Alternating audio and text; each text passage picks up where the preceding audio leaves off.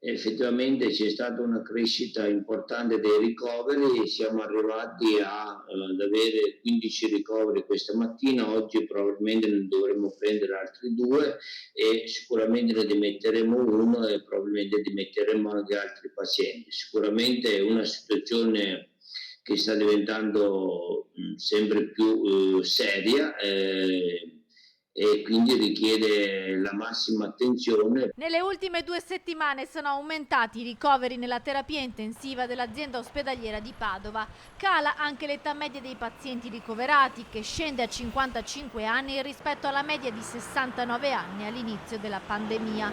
La seconda ondata era attesa dai medici, che però non si aspettavano una crescita così rapida di contagi e ricoveri. A dirlo è il professor Ivo Tiberio, direttore della terapia intensiva dell'azienda ospedaliera di Padova, che dal 21 febbraio è sempre in prima linea nella lotta al Covid. Nel suo reparto arrivano i casi più gravi e dopo i mesi estivi in cui la terapia intensiva si era svuotata, ora si è tornati a riempire i letti di malati Covid. Prima abbiamo avuto una mortalità intorno al 16-18%, in questi primi dati ne abbiamo dimessi 21 pazienti, abbiamo avuto 1 o 2 decessi, ma uno dei decessi era un paziente che non aveva una patologia strettamente legata al Covid, salvo che era positivo ed era un paziente molto anziano che aveva altre comorbidità. È deceduta invece una paziente che è morta invece per le conseguenze del Covid. Il numero di morti al momento è più basso, forse dovuto proprio all'età media che è scesa, ma le conseguenze del coronavirus possono essere gravi. Il numero più alto di asintomatici, circa il 98%, dice Tiberio, è dato dal maggior numero di tamponi che intercettano un numero più alto di pazienti che non presentano sintomi.